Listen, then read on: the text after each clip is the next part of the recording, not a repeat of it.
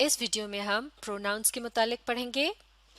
Personal और possessive pronounce के मुतालिक हम सीख चुके हैं। अब हम रिफ्लेक्सिव और इनडेफिनिट प्रोनाउंस के मुतालिक पढ़ेंगे। तो चलिए शुरू करते हैं। The reflexive pronouns are myself, yourself, herself, himself, itself, ourselves, yourselves and themselves। तो ये तमाम अल्फाज क्या हैं? ये रिफ्लेक्सिव प्रोनाउंस की मिसालें हैं और रिफ्लेक्सिव प्रोनाउन खुद प्रोनाउन की एक किस्म है। अब आगे पढ़ते हैं। A reflexive pronoun is used with another noun or pronoun when something does something to itself। यानी रिफ्लेक्सिव प्रोनाउन एक दूसरे नाउन के साथ या प्रोनाउन के साथ इस्तेमाल किया जाता है जब कोई अपने साथ कोई अमल करता है। फॉर एग्जाम्पल यानी मिसाल के तौर पर, जॉन पिंच्ड हिमसेल्फ, यानी जॉन ने खुद को चुटकी काटी। इस जुमले में हिमसेल्फ का लफ्ज क्या है? ये एक रिफ्लेक्सिव प्रोनाउन है। The reflexive pronoun himself tells us that John did something to John। यानी himself का रिफ्लेक्सिव प्रोनाउन जो है, इसकी मदद से हमें पता चल रहा है कि जॉन ने जॉन को ही चुटकी काटी, यानी उसने खुद को चुटकी काटी। Contrast the example above with this। यानी ऊपर जो मिसाल अभी हमने पढ़ी है, अब हम उसका मुकाबला इस अगली मिसाल से करते हैं। जॉन पिंच्ड हिज सिस्टर, यानी जॉन ने अपनी बहन को चुटकी काटी।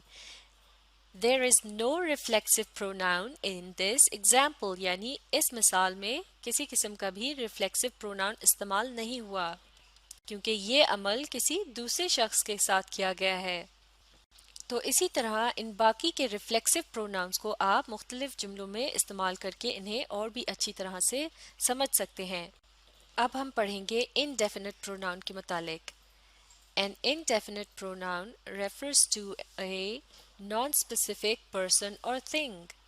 यानी indefinite pronoun किसी भी ऐसे शख्स या चीज़ के नाम की जगह इस्तेमाल होता है जिसका तयन नहीं किया जाता या नहीं किया जा सकता। यानी उससे मुराद कोई सा भी शख्स या चीज़ हो सकती है और किसी ख़ास शख्स या चीज़ की बात नहीं होती। जैसे कि यहाँ इनडेफिनिट प्रोनाउंस की एग्जाम्पल्स दी गई हैं, इन्हें मिलकर पढ़ते हैं। All, any, anyone, anything, each, everybody, everyone, everything, few, many, nobody, none, one, several, some, somebody and someone। तो ये तमाम अल्फाज क्या हैं? ये हैं indefinite pronouns। अब इस जुमले की मदद से indefinite pronoun के इस्तेमाल को समझने की कोशिश करते हैं।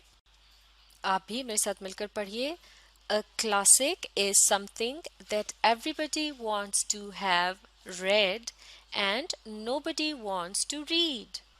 क्लासिक से मुराद है कोई भी क्लासिकी नॉवल वगैरह, और इस जुमले में ये कहा जा रहा है कि हर कोई ये चाहता है कि उसने क्लासिक को पढ़ा हो और कोई भी उसे पढ़ना नहीं चाहता। यानी ये ख्वाहिश तो हर एक की होती है कि उसने क्लासिकी नॉवल वगैरह पढ़ रखे हों, लेकिन कोई भी उन्हें पढ़ना नहीं चाहता क्योंकि वो खासे सकील होते हैं। तो यहाँ इस जुमले में लफ्ज एवरीबडी क्या है? ये एक इनडेफिनिट प्रोनाउन है। इसका मतलब है सब लोग या फिर हर कोई। तो इस लफ्ज का इशारा किसी एक शख्स की तरफ नहीं है। इसी तरह से लफ्ज नोबडी क्या है? ये भी एक इनडेफिनिट प्रोनाउन है। ये भी किसी खास शख्स की तरफ इशारा नहीं कर रहा, बल्कि इसका मतलब है कोई भी। तो ये दो अल्फाज हैं इनडेफिनिट प्रोनाउन की मिसालें। अब यहाँ इनडेफिनिट प्रोनाउन और इनडेफिनिट एडजेक्टिव का फ़र्क समझना भी ज़रूरी है। difference between indefinite pronouns and indefinite adjectives. इस फर्क को इन दिए गए जुमलों की मदद से समझने की कोशिश करते हैं. आप भी पढ़िए. Please take some to Mrs. Bassett. तो इस जुमले में कहा जा रहा है कि कुछ मिसेस बासित के लिए भी ले जाओ. इस जुमले में सम का लफ्ज एक इनडेफिनेट प्रोनाउन है क्योंकि इससे ये नहीं पता चल रहा कि क्या लेकर जाना है. अब अगला जुमला पढ़ते हैं. Please take some lemons to Mrs Basit. इससे पिछले जुमले में कहा गया था please take some to Mrs Basit यानी बराए मेहरबानी मिसेस बासित के लिए कुछ ले जाओ. और अब इस जुमले में बताया जा रहा है please take some lemons to Mrs Basit यानी बराए मेहरबानी मिसेस बासित के लिए कुछ लीमू ले जाओ.